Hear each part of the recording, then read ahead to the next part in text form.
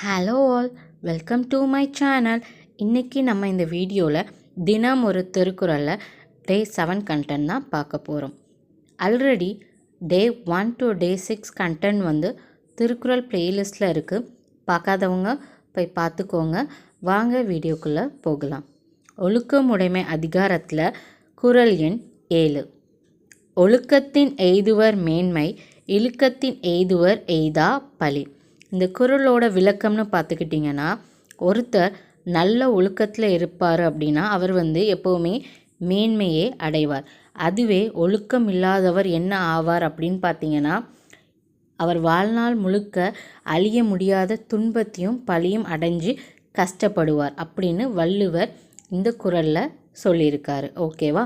சொற்பொருள்னு எடுத்துக்கிட்டிங்கன்னா எய்துவர், அதோட மீனிங்னு பார்த்தீங்கன்னா அடைவார்கள். ஐ ஹோப் இந்த வீடியோ உங்களுக்கு பிடிச்சிருக்குன்னு நினைக்கிறேன். பிடிச்சிருந்தா லைக் பண்ணுங்கள். Thank you all. தேங்க்ஸ் ஃபார் வாட்சிங்.